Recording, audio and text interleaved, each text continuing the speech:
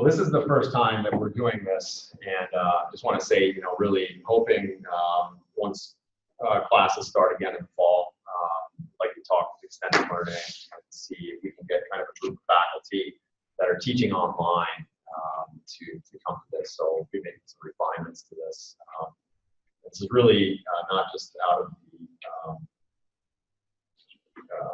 accessibility case that we dealt with in the fall, but the one that we dealt with this spring, where we're going into course content and remediating videos.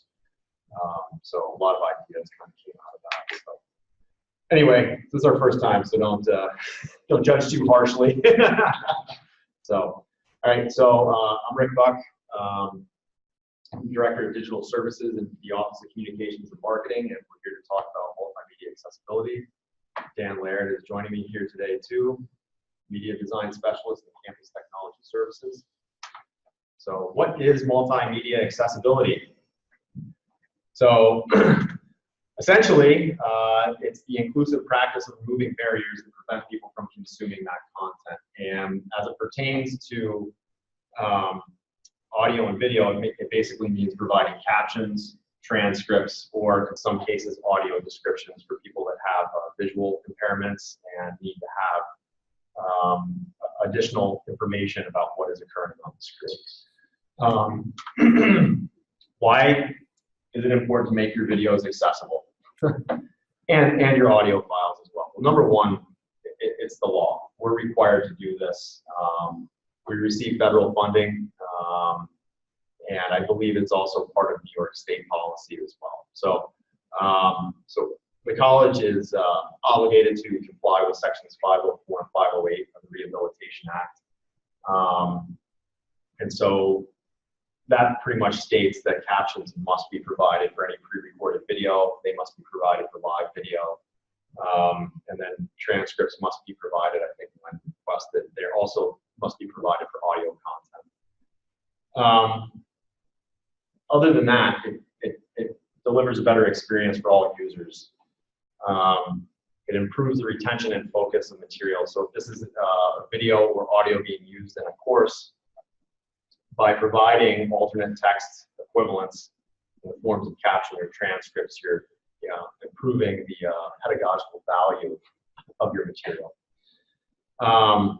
It makes the videos indexable. So if you wanted to search through and find specific phrases and where they occur within a video, you now have the data to be able to do that.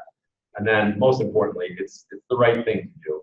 You should be trying to reach as many people as you possibly can. So, if you're producing videos, you want to make sure that they're seen by as many people, or at least available to as many people, accessible to as many people as possible. I stole this from Joe and Kelly's. From Microsoft. It is Microsoft's Inclusive Design Handbook. So, yeah. So the first time I saw this, I thought it was very powerful because it cuts right to the heart of the matter, which is by providing captions and transcripts, you're not just accommodating a specific group of people, you're helping everybody. And that there are definitely situations and times where we need these things as well.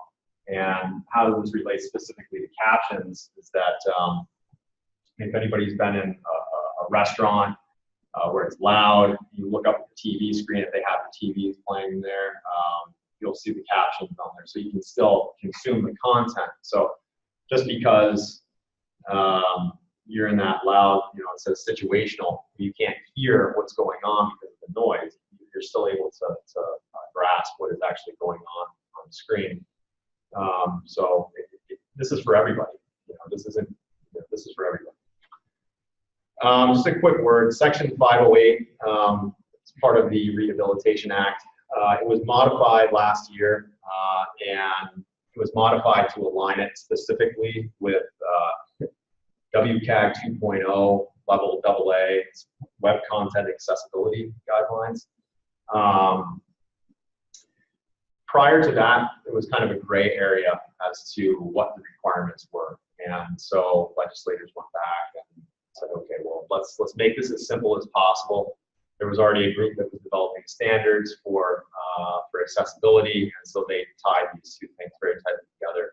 They went into effect in January, so the new rules went into effect. But this is good because it tells you exactly what is required. Before it was a little open to interpretation. It basically aligns with international standards. Does it? Okay. Yeah. We're always a little behind, aren't we? Captions are required to meet the lowest level. So I just wanted to point that out. So people are thinking, well, captions, that's a high bar. No, this is, we're required to do that at the lowest level. That's for pre-recorded video content. Live captions are required to meet AA, which is the level that we have to always adhere to. And the commencement this past spring, last week, for the first time, provided live open captions of that webcast.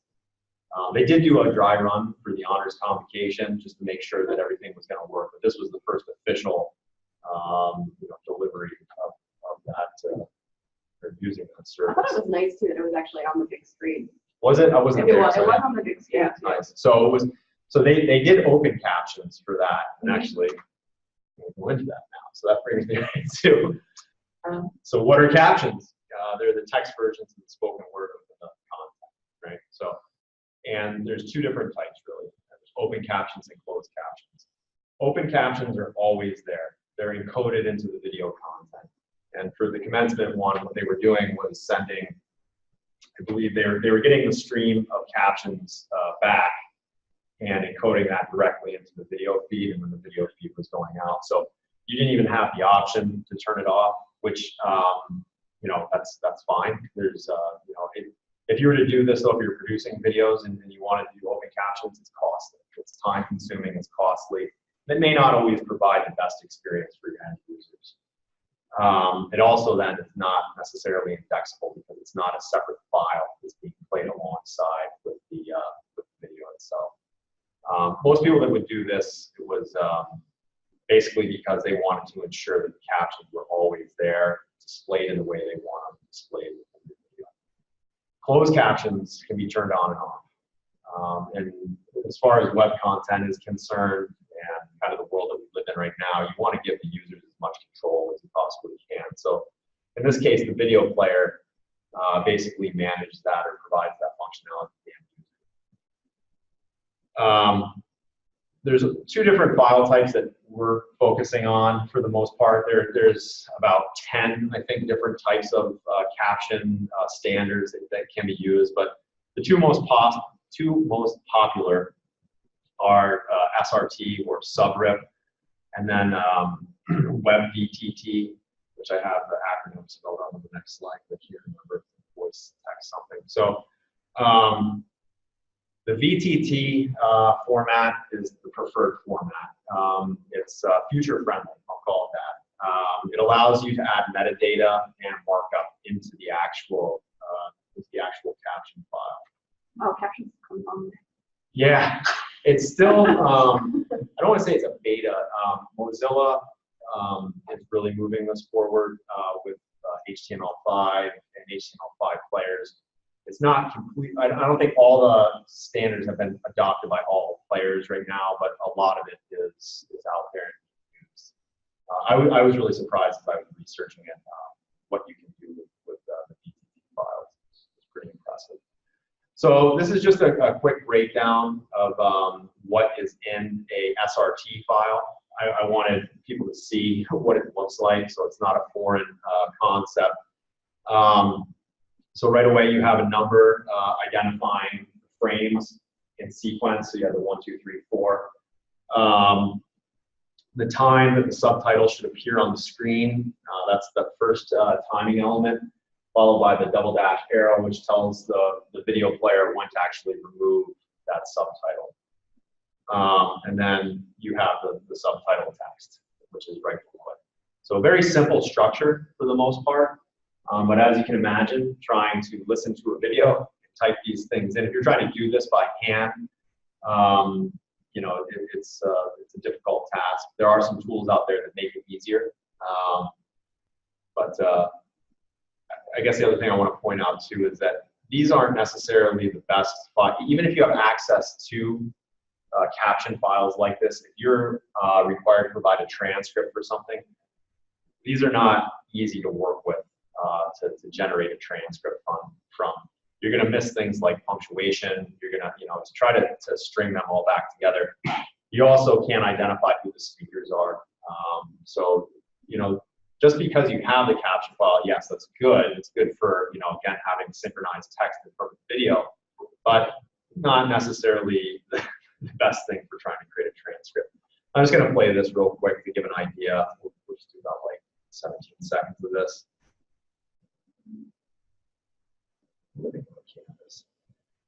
And so as you can see the timer, you'll see the caption start showing up. If I turn the caption on. Close captions, turn them on and off. What a great demo. Thanks for sharing Yeah. that. So we'll turn them on in English here. That's the only option we have for that.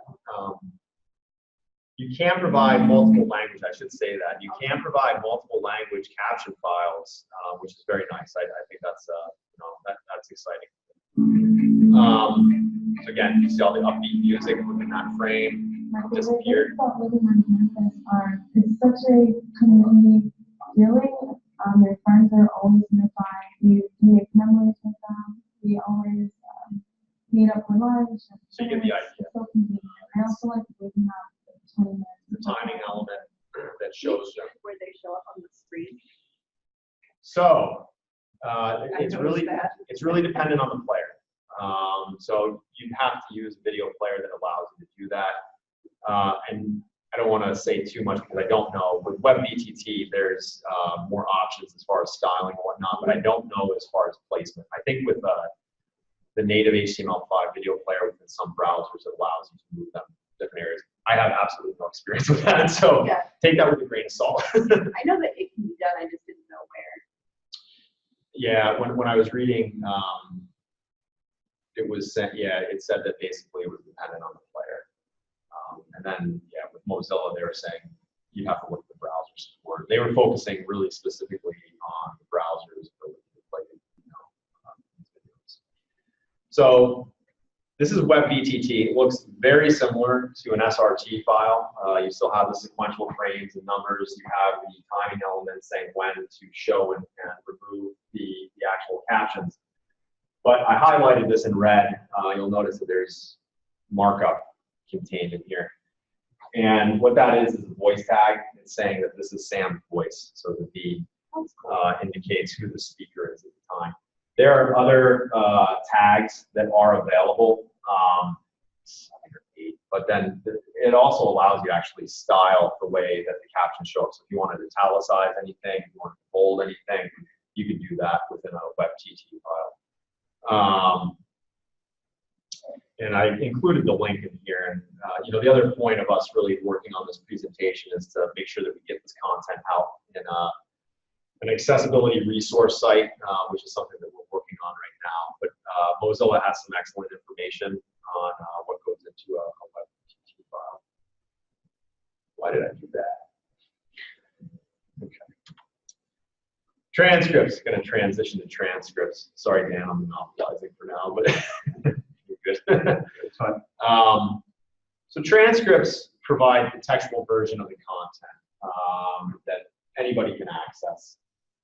So as you can imagine, you could read the transcript.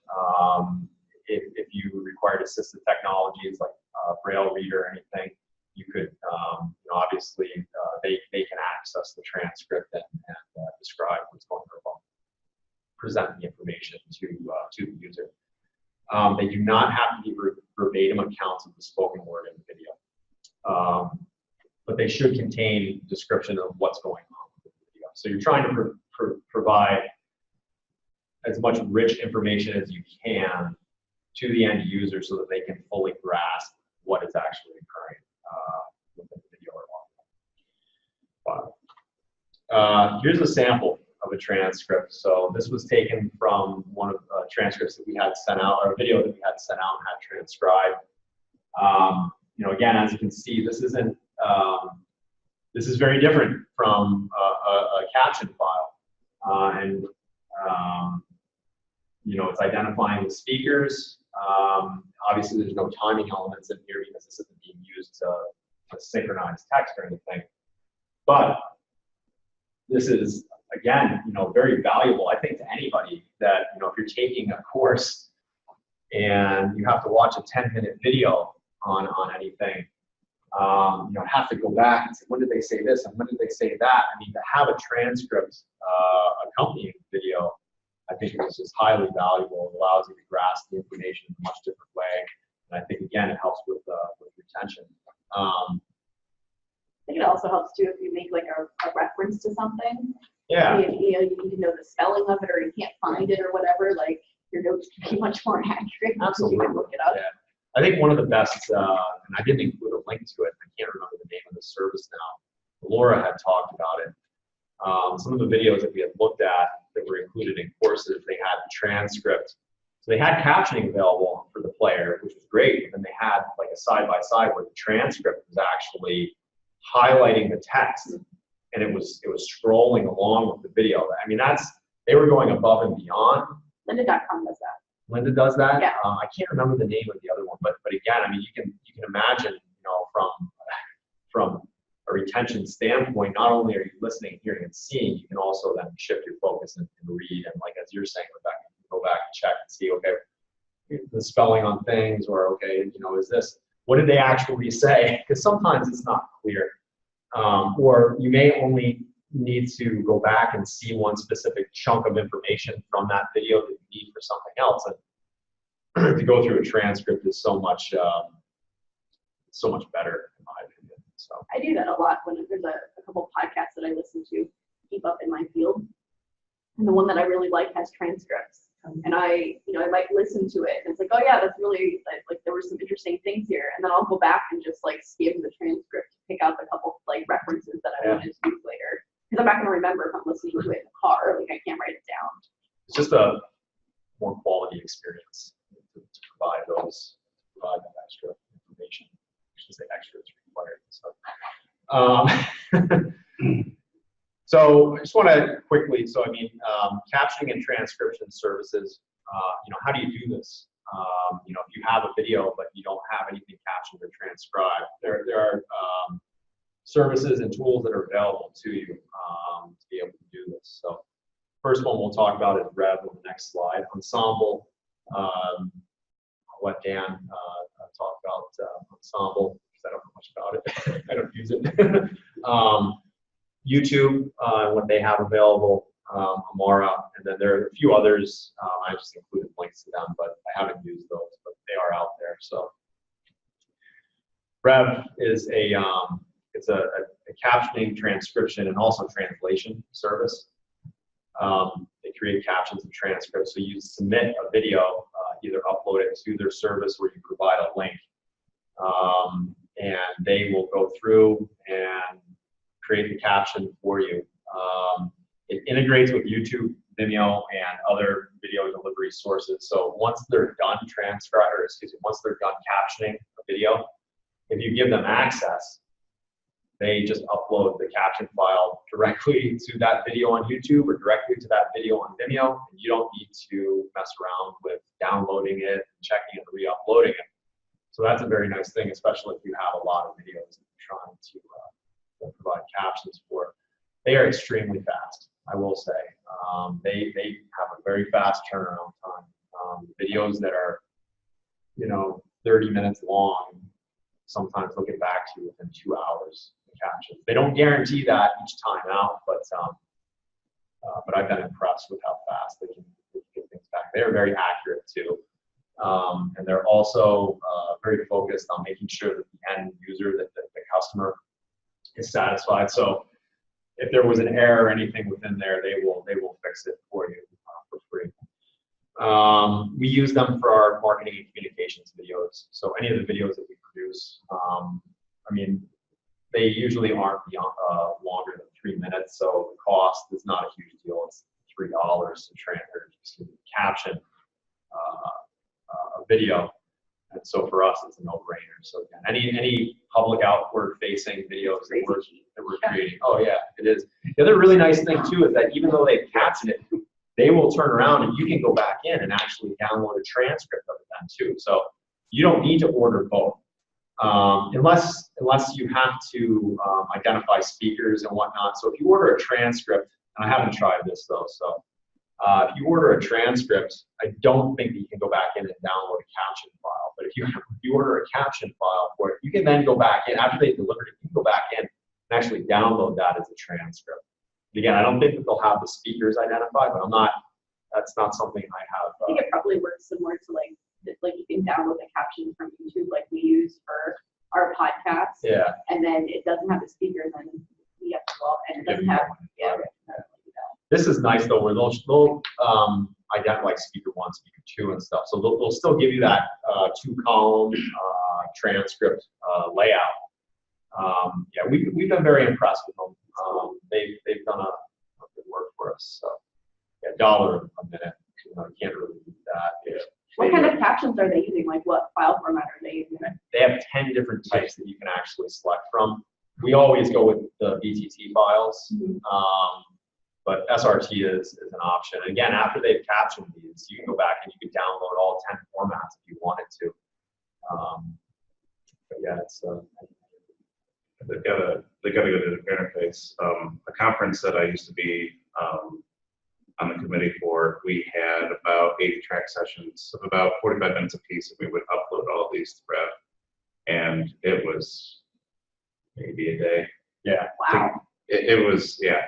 It was crazy. I mean, it's a lot of content that we'd send them, and we've been happy with everything. There's been no issues with them. For 4 years, we've been using them. Nice. So.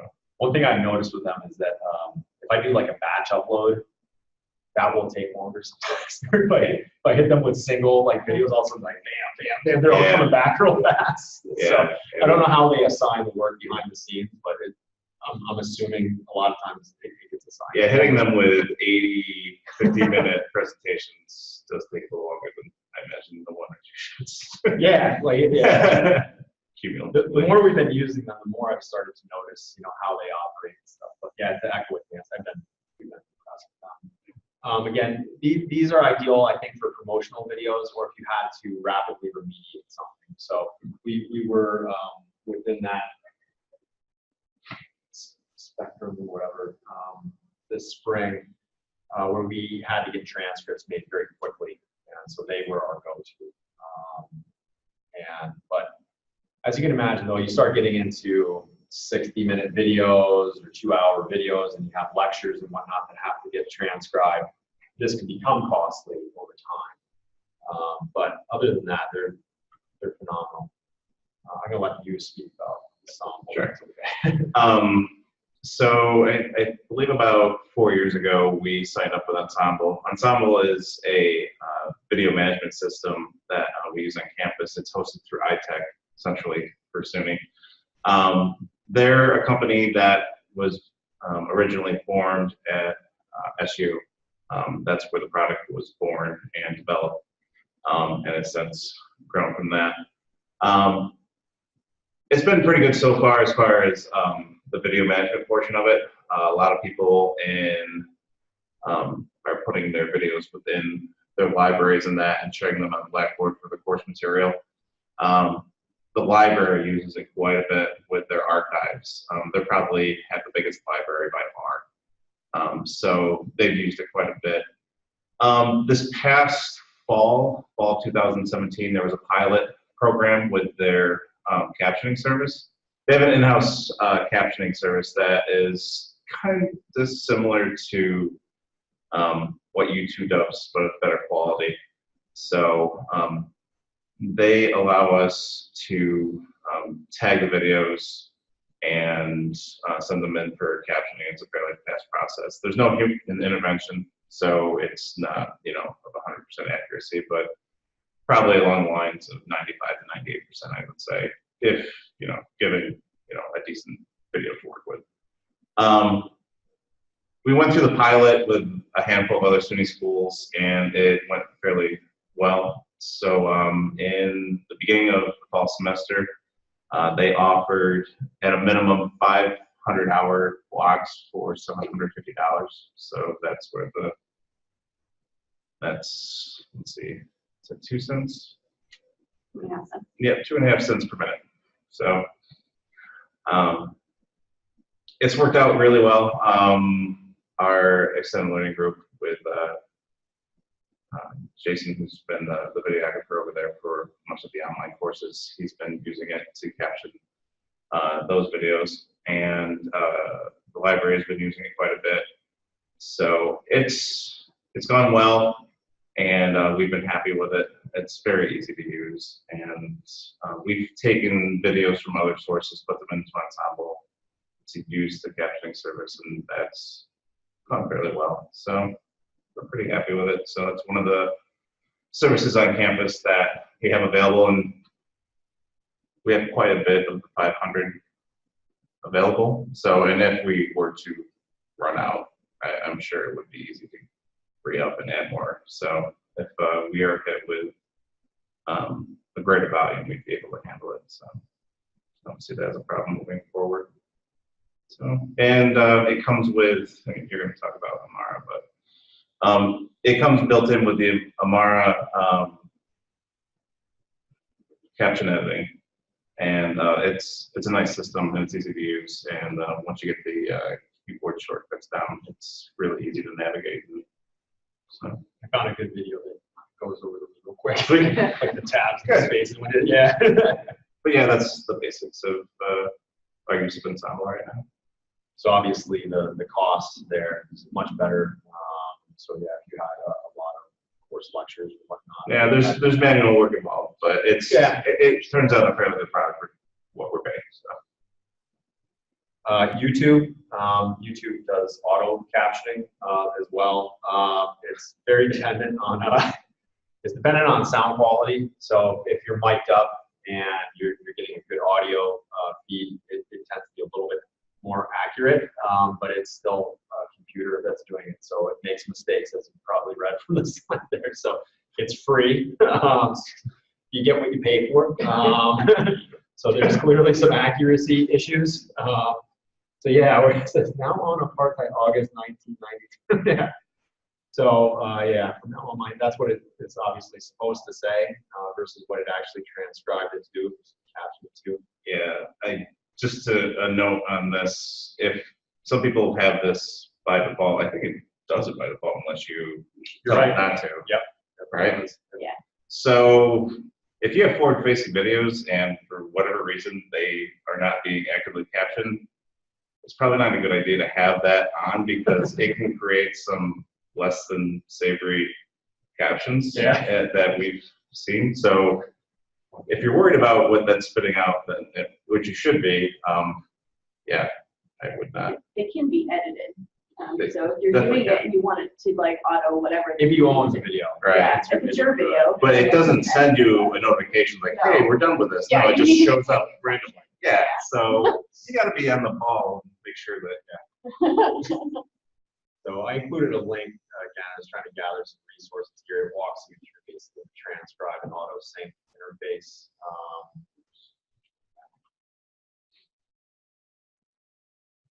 And, you know, again, it just shows you, all right, let me jump down to actually the editing part.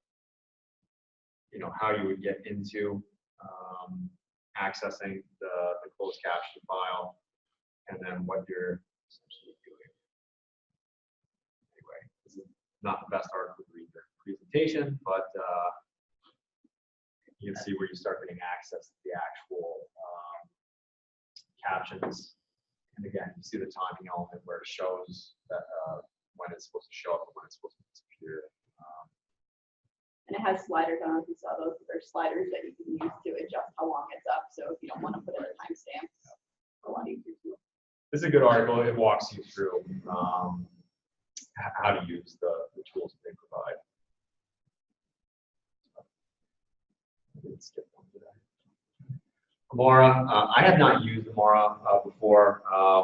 It seems like a very interesting tool. Is it owned by Vimeo, or there's some? No, they have a relationship. They have a relationship. Mars Yeah. is own It's like a separate thing. more, yeah, I saw that it was, it seems like it's a nonprofit. Like they are really just trying to make the world a better place, which is good. So it's a tool that allows you to create and edit captions, but it also provides a player so that if you don't have access, again, I haven't done this, so take this with a grain of salt. If you have access to the video, but you can't actively put captions over it because you don't own the video, you can't add it. Amara allows you to play the video through its player and add the captions on top, basically. So. And then it creates an archive of all of them. So like there might be videos there that they've already, like the captions already exist, so you could look through their interface for a caption version of that that might be. Oops. There are 3 main steps when creating a video's first language: typing, syncing, and review. In the typing step, play the video and type what you hear.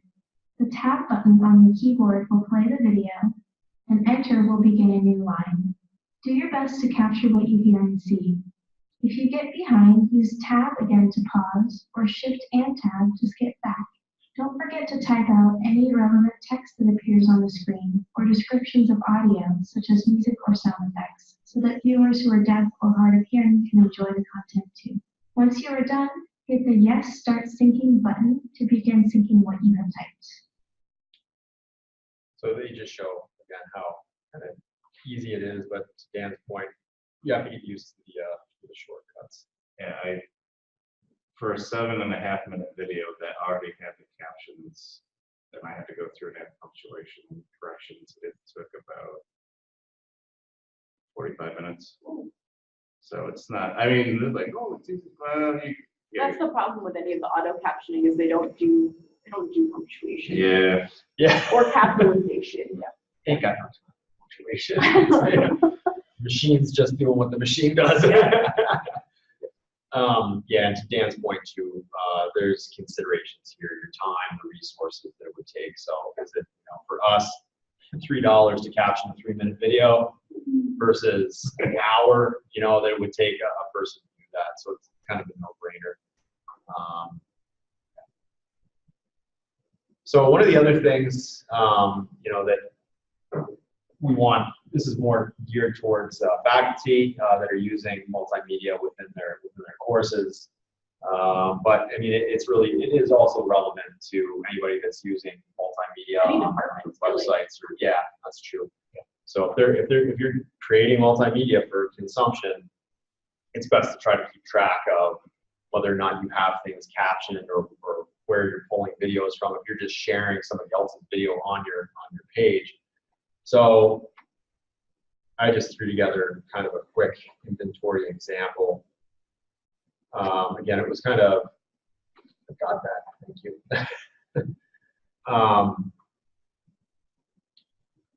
Out of the work that we did to remediate some courses this spring, the key things that we needed, was the title of the video, a link to the actual media, what's the length of it, is it copyrighted or not? Is it captioned or not? And if it is captioned, is it auto captioned? So, because just saying it has captions available, that's not necessarily good enough. If the accuracy is very poor, then you haven't really provided that extra content, or you haven't provided real captions. Is there a transcript available? And if there is, provide a link to it. Because once you start keeping track of all of the multimedia that you're using out there, you're just in a much better place, so that if somebody asks, hey, there's a transcript for this, or has this been captioned, you kind of have something you can go back to and say, oh, well, if it isn't captioned, specifically where to get it from. And, I have a suggestion for another column. yeah. So the where it says copyright, I think in most cases, like there is a copyright, it would be copyright protected. Sure. So I would suggest making that like the copyright folder. So Oh, like who the their copyright name. folder is, and then another column that is for the Okay, license permission. that you have under like using it. Oh, okay. Because that would make a Your- difference your too about whether or not you can amend Oh. and whatever. Okay. Yeah, that's a good point. Thank you. I threw this together kind of quickly.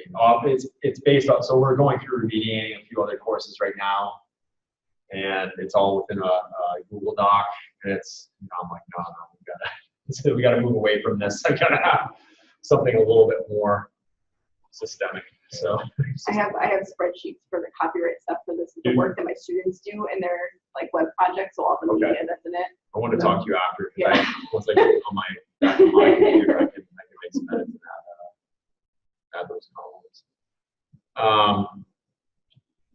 So, just kind of to summarize, captions have to be provided for videos, transcripts have to be provided for audio files. Why is it important? Makes the content more easily understandable by everybody. I would say everybody. You can interact with the content where the audio output may be undesirable. Again, back to the example of, you could be in the library and it's quiet and you don't have headphones, but you want to, you need to watch this video and consume that content. Well, you can do it just by reading the captions, reading a transcript. The laws, obviously makes it very clear what we have to do, but obviously it's the right thing to do. And also it is, the officer, the person that's creating or posting that video, it's their responsibility to ensure that these guidelines are being met. And I took this from Joan Kelly's presentation. I modified her slides. Which is following. That's right. Yeah. So Practical Guide to Text Alternatives by Joe Fitzsimmons and Kelly Ariel. Everybody show up for that. So yeah. So I think I saw that you have a second person to maybe online.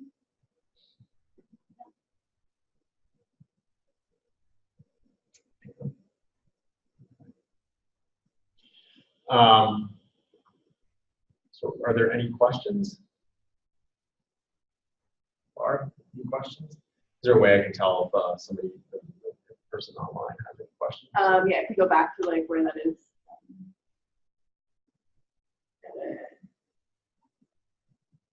There is, nope, sorry, I told you the wrong place to go. Okay. Up at that same top menu on the right, there's like a pull down menu. There should be the chat box. Yeah. Okay. And so, Pamela, if you have any questions, feel free to use the chat or to unclick your microphone and just ask it.